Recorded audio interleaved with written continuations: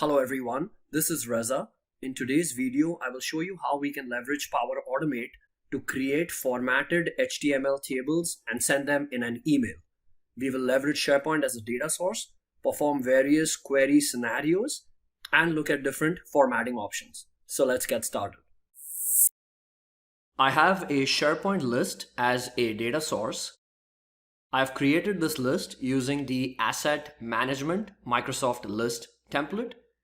And in this list, I have data related to assets that my organization is maintaining. I have the asset tag, the status of the asset, and other information related to the asset.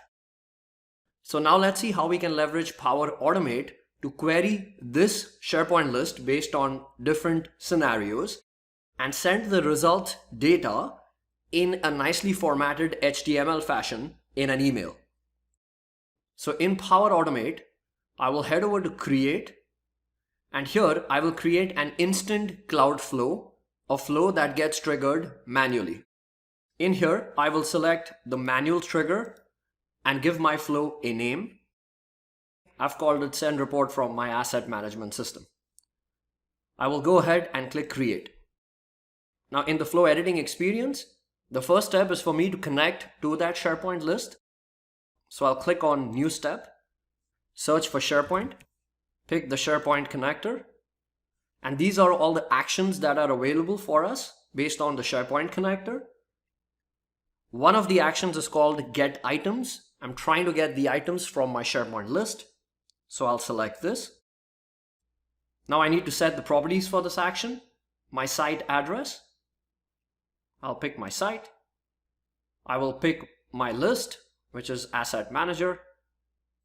Now if I go to Show Advanced Options, I can see additional options here. There's something called as Top Count. By default, this action just returns 100. If you need more than 100 records, you can put in that number right here. And next step, I want to send this information out in an email. Now the data that this action returns is in an array format because I'm going to get more than one results. To send that information in an email, I need to convert it into HTML format. In Flow, if I click on New Step and search for HTML, under Data Operations, there is an action called Create HTML Table. If I select this, here under From, I need to define an array of data. So if I select this, under Dynamic Content, from the Get Items action, which is right here, I will pick the value property which gives me that array of information that's coming from my SharePoint list. So I'll select this. And if I go to Show Advanced Options, here it says Columns Automatic. Now this action will return all the columns from my SharePoint list. Now for the columns, if I select it as Automatic, it will include all the columns that have been returned by the Get Items action. And that will include all of the columns in my SharePoint list, plus the internal columns that SharePoint uses for storing certain metadata. Now let's say I would like to just send certain pieces of information in the email. So I'll pick three properties for now: asset tag, manufacturer, and model. In my flow, under columns, I will change this to custom. So I can define my own columns here. Now for the header element of the table that we are creating right now with this action, I will call it as asset. And under value, these are the rows of my table that will get created by this action under that specific column called header. My asset tag property is coming from the title column in my SharePoint list. So if I just search for title, I get that value right here. I will select it, so it's going to paste that title property there. That's my asset tag. For manufacturer, once again, I can give the header a name. Now manufacturer in my case is a choice column in SharePoint. So if you need the value of that choice column, you will select manufacturer value. So I've placed that dynamic content right here. And finally for the model, I will add the header model, and for value, I will pick the model dynamic content. So this now will create an HTML table inside Flow, which will have just those 3 columns and the metadata associated with it from my data source, which is SharePoint. This data source can be any data source of your choice. Now, once I have my table prepared, next I would like to send an email. So I'll click on New Step, search for Send an Email, and for the Office 365 Outlook connector, I'll use the Send an Email option. 2 is where I can define who this email is going to be sent to. Here I can either specify the email addresses of the users, so I can just start typing and it will suggest names from my Active Directory that I can select, internal or external. Or if I want to dynamically define this email property, on the top right here, I can switch to advanced mode. And from dynamic content, from the trigger action, I'm going to pick user email. This will give me the email address of the user who has started the flow or who has manually triggered the flow. So I'll pick this. In the subject, I just entered Asset Management Report. And now in the body of the email is where I'm going to select the output of my Create HTML table action.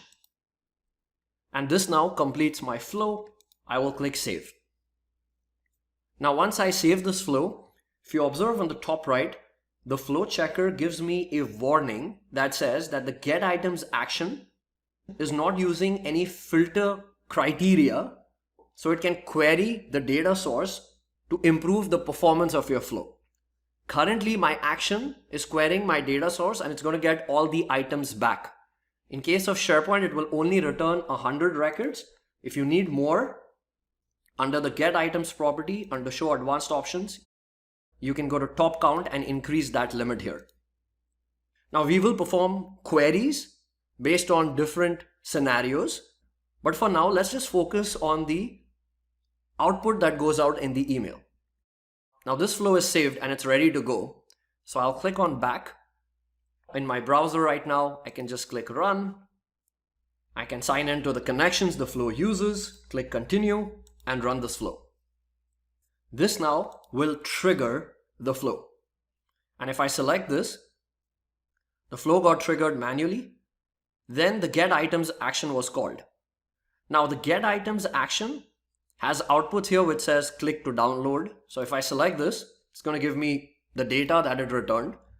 Now let's just copy this, and I've just gone ahead and pasted this in Visual Studio Code.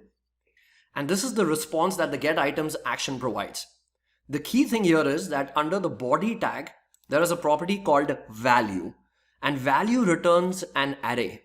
And here we can see the square brackets that indicates that this is an array of information that is coming back from my data source, which in this case is SharePoint. Now in our flow, after we got the getItems action, we were creating the HTML table, and the from property, we were specifying the value property from the getItems action. And that value is the array which has all the items that the action is returning for us from our SharePoint list. So here's the first item. And this is all the columns or the metadata that SharePoint is providing to us. Now in our flow, when we created the HTML table, we went ahead and defined the columns manually. And we defined 3 columns: asset, manufacturer, and model. And that's exactly what this create HTML table action has output for us. And if I go to show raw outputs, we can see the data is being output in a property called body, which has the entire HTML syntax in the form of a string. Now that we have this, we went ahead and we sent an email and we put the output of this action inside the body of the send an email action. So now if I go to my email, since I was the person who triggered the flow, and if I select this, I can see that table right here in my email in a tabular format, and it has the 3 pieces of information that I selected in my HTML action. Now here, there is no formatting associated with the table. And that's because we need to define or style our table. Now Ryan McLean has a really nice blog post on this, wherein he shows how you can style HTML tables in Power Automate. Basically convert your plain looking tables into nice looking formatted tables. And in this blog post, he has the HTML style element that he is using inside that send an email action. So I can just go and grab this style tag, go back to my flow, edit my flow, go to send an email. I can directly paste that style tag right here by heading over to the code view, or we can make it more modular. I can add an action here. I'll use the compose action from the data operation connector. And the input here, I will just paste that style tag. Now I'll just rename this action to style. For the send an email action, right here, I will go and add the output of my style action. So I'll just select this and place it right here. So now if I just click on test and say I would like to run this manually, click save and test, and click run flow. The flow will now trigger. And this time when I receive the email, observe how the email is showcasing that table in a nicely formatted manner. And the formatting for this is coming from the style tag, wherein we can define the branding that we would like to place out for our HTML tables. Now the table header has a specific color. Let's say I want to change this to a different color. So I've changed it to orange and I will run the flow again. Once the flow completes, if I head back to my email, I can see the style of my email has changed. So you are free to define your own style right here inside the flow itself. Now next, let's see how we can add a hyperlink right here in the asset title, so that when the user clicks on the link of the asset, it will directly open that item. So in my SharePoint list here, if I click on the asset tag AC7320, this will open the list item for that specific asset. So I need to plug in the anchor tag HTML right here. Now for that, I can just remove this and start typing true HTML, which is anchor. I'm trying to put a space here, but the create HTML table action does not accept space. So what I can do is go to insert a new step, add an action, search for select. Select is another data operation action. It's expecting an array, so I'll pick the value from get items. And here there's a property called map. Now map is very similar to the create HTML table columns that I'm creating. So I've gone ahead and mimicked what we did for the create HTML table action. Now once you have that, my create HTML table action, for the from property, I can directly pick the output of select. And these headers that I added, now I don't need them, so I can remove all of these, go to show advanced options and switch back to automatic. That's because I've already selected the columns in the select action. The advantage that select gives me is a bit more flexibility. One of them is adding spaces. So if I need a space in the header name of my table, I can do that right here. I can call this asset space tag. It's going to accept it right here. HTML table action does not accept it for some reason. Now here in the title is where I want to place that anchor tag. I can start typing my HTML, which is anchor href is equal to, under double quotes. So in between double quotes, I will go ahead and select a property called link to item, which gives me a link directly to the list item in SharePoint, which comes from the get items action. So I'll just select this. I will close the tag. Next, from dynamic content, I'll pick title and then close the anchor tag. Now once I'm done with this, I will once again go and test and run this flow. If I go back to my email, this is what my email looks like. Now observe that the anchor tag that it has placed right here is coming in as pure text. It's not coming in as HTML. If I go back to the flow run that just took place, if we look at the output of the create HTML table action, and if I go to show raw outputs, if I just scroll to the right here, observe how it is transforming certain special characters here to the actual equivalent code. So for less than, it's applying ampersand LT. For quotes, it's applying ampersand quotation.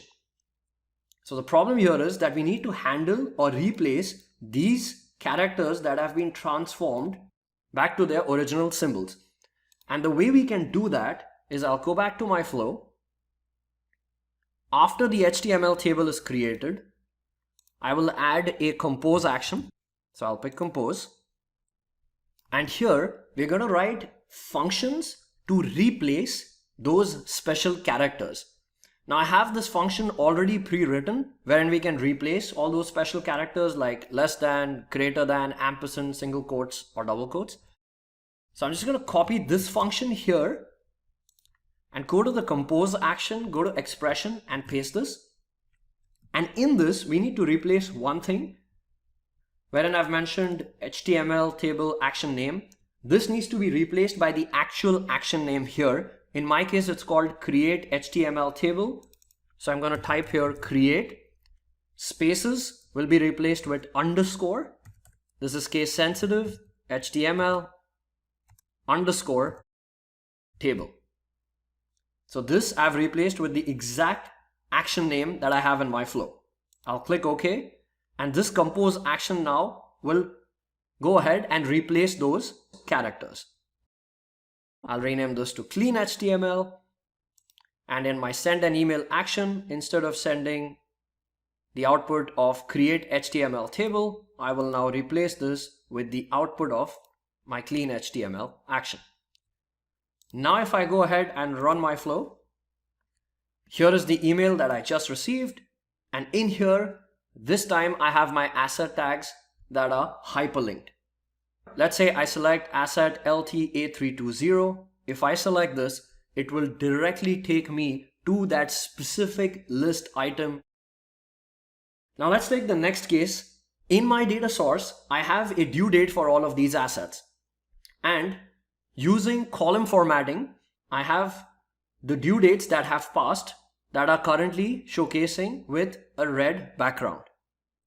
So let's say when I run that flow, I want flow to query my SharePoint list to get me all my assets that are overdue.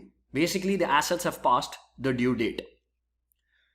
In order for me to perform the query against my data source, I will head over here to show advanced options, and under filter query is where I can plug in that OData query. Now you don't have to be an expert here to plug in queries. I'll show you a quick trick to simplify this process. If I go to settings here, go to view all Power Automate settings, I can turn on the experimental feature and click save. This now will refresh my page. And right here, now if I go to get items action, show advanced options, the filter query property allows me now to build queries on the fly rather than type them in. Now in my case, I want all those assets that have passed the due date. So I can write the query that says, get me all the assets where the due date is less than or equal to today's date. And to plug in today's date here, I will click on FX, which basically opens the expression editor. And here I can plug in an expression that says UTC now, which gives me the current date and time. Once I have this, I can just select outside. Now here it looks like the expression did not go in, but if I go to switch to advanced mode, I can confirm that my OData query has been plugged in. I want to plug in the due date as well as part of the HTML email that goes out. So here I'll call this due date, and for the value, I will search for due date and select the due date property. Now if I go ahead and test this flow, this time I get the email which has only those assets that have passed the due date. Now you can also format the due date. So in order for me to apply the expression, I will go to peak code and just copy the code for due date. Click done, remove this, go to expression and use the function format date time. The first parameter it expects is the date time attribute, so I'll just paste the code that I copied, which is item of due date, and in here I can define my formats. These are ISO 8601 formats. Let's say I would like to specify this in month, day, here format. I'll click OK. Once again, I will run my flow. Once I receive the email, I can see my due dates are formatted. Now the next use case is, show me all the records from my data source where the items are due in the next week. Now I am recording this video as of the 9th of July. So if I look at the due dates, the items that are due in the next week are these two items. In my flow, in get items, I will head back to basic mode. Remember, I have my experimental feature turned on so I can get this graphical user interface for plugging in the queries. Get me all the items where the due date is greater than or equal to today's date. I'll add an extra row here. I want these two to run in an AND operation. My second condition here would be the due date is less than or equal to. Now here I'll write an expression which is add days to the current date and time, add 7. And now if I just switch back to advanced mode, here is what my expression or OData query looks like. I will run my flow. Here I've received my email with only those two assets that are due in the next 7 days. Next, in my data source, I have a status column, which is of type choice, and I have the status of my assets defined here as available, in repair, or reserved. Now let's try and see how we can put the status value in the HTML table, plus try and add some formatting to it. Under the select action, I will add status. I will add the following HTML: font color is equal to, under double quotes is where I would like to put the color of the status. I'll put that formula in shortly. I will close this. Right here is where I want to paste the status value. So I will search for status and pick status value since it's a choice column. Close the font tag. Now I need this value. So once again, I will head over to peak code and pick the item property and status value right here. Click done. And now where it says font color, I'm going to select right in between. I will make sure my mouse pointer is right in between these two double quotes. And this is where I'll start plugging in my expression. The expression would be as follows: if equals, and equals expects two parameters. The first one is the value that I'm getting from my data source, which is the function that I copied. From peak code, which is item of status value, that gets me the value.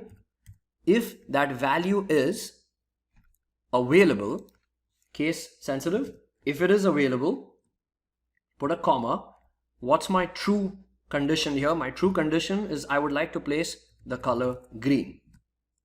Else, here I want to add another condition. So once again, if equals, same thing, my status value, this time equals, in repair, I will put the color red. Else, the third status that I have is reserved, so I'll put the color orange. I'll click OK. It will plug that if condition right here. Let's go ahead and remove the filter query for now, so it'll just give me all the items, and I will run this flow. If I look at my email, I can see all the data coming from my data source, and I can see the status as well in a nicely formatted manner. Now if I want to filter the data based on the status, I don't get the choice column. That's because it's a complex type of column, so I can just convert to filter query, plug in the internal name of my column is equal to, and I can define the status that I would like to filter on. So let's say I want to just send a report of all my assets that are in repair. So I can just select in repair here. And if I run this flow, once I get the notification email, I only get those items that are in repair. Now we can make this even more dynamic. The flow currently is a manually triggered flow, so the user has to manually click it. But if I want this to run on a schedule, I can easily do that by just changing the trigger itself. I can delete this trigger and I can replace this with the schedule. And the trigger is called recurrence, and here I can define how frequently this flow should run. So for example, run this flow every day. I can pick my time zone and define the times at which I want this flow to run on a daily basis. If I go back to that manual trigger action, I can even define certain inputs that the user can fill out prior to running the flow. I can add an input here. I can pick text.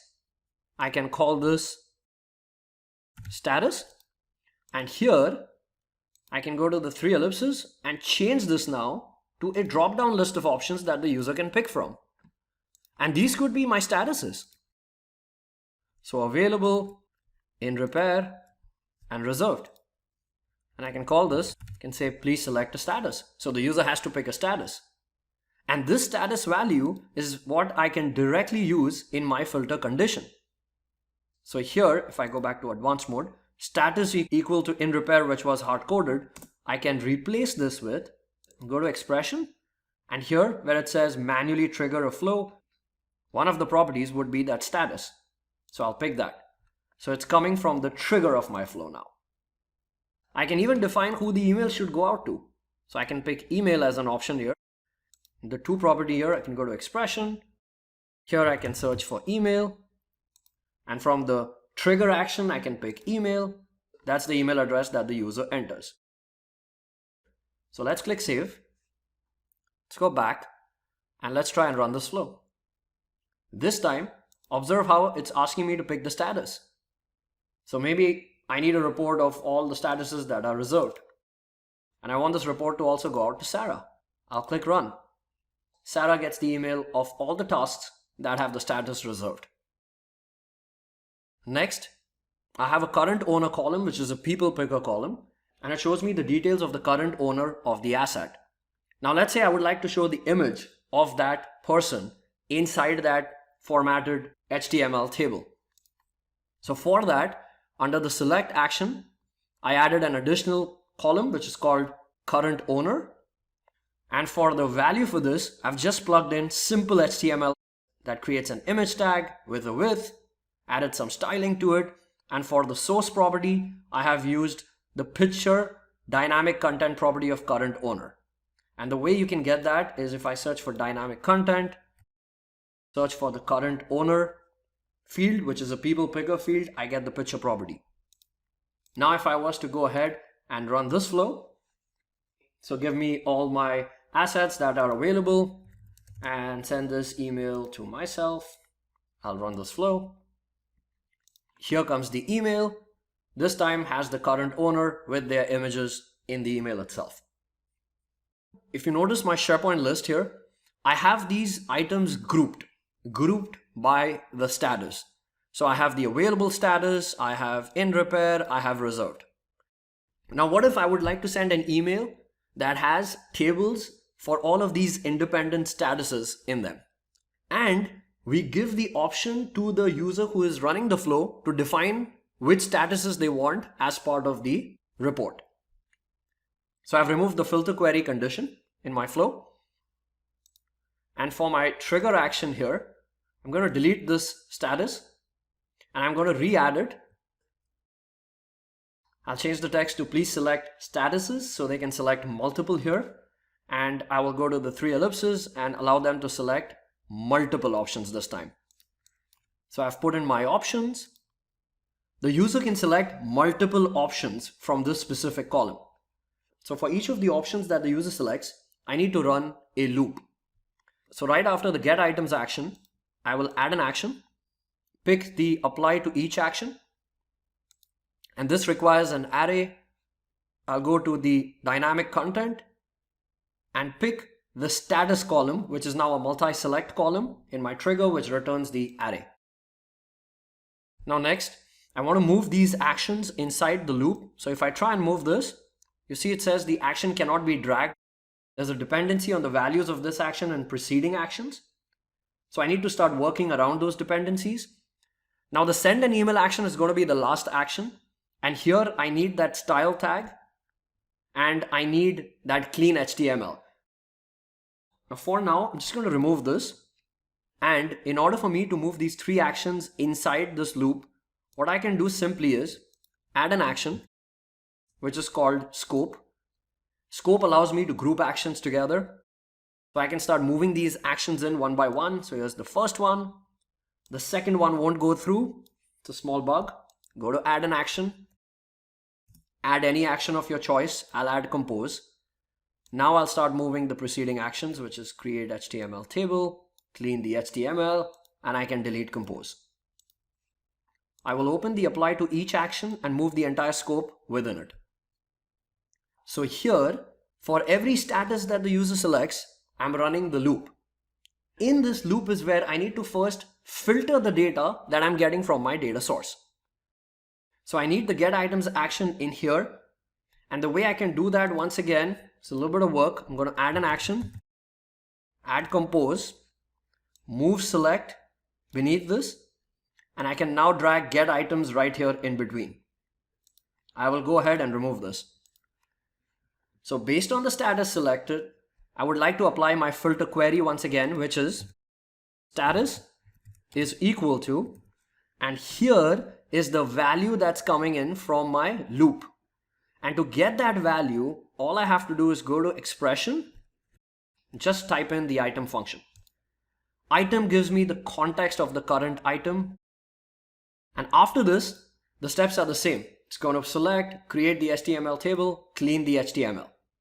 Now, once it's done with this, it's going to go to the next part of my loop and it's going to write the values in again. So at the end, this clean HTML will just have the last value. I need all the values. So for this now, I need a variable. So I'll add an action. I'll use the initialize variable action. I'll call this var HTML. I will select array as the type. Next, in my apply to each loop, after the loop completes, this clean HTML is what I would like to write into this variable. So for that, here I'll add an action. It's called append to array variable. Here, I will pick that variable and this is where I want to add the values. Now here I want to do two things. First, I want to add the actual status value, which I will get from the item property because the loop that's running is of the statuses. So what I can do here is go to expression, type in item once again. HTML, I would like to format this. I want to keep the title text bold, so I'll add the bold tag. I need a space, so I'll add a line break. And right after this is where I need to put the clean HTML. So I'll go to dynamic content and pick the output of clean HTML.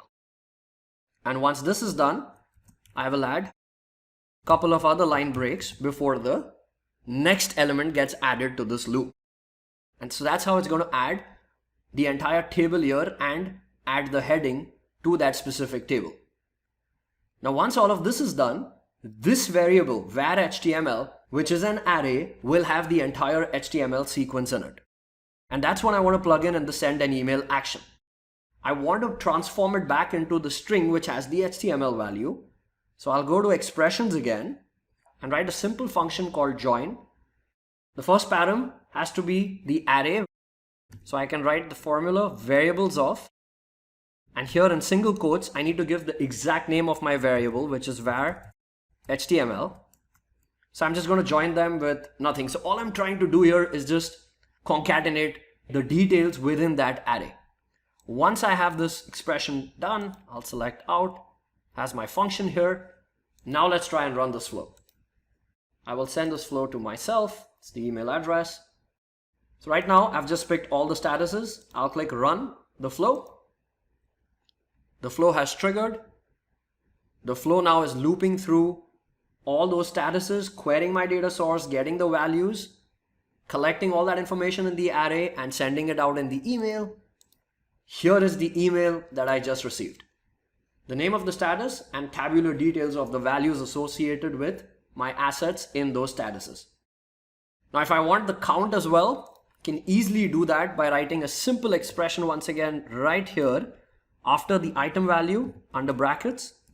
I will put that expression, which is simply length of the array output value of get items. So I'll select this, click out. Let's run this flow.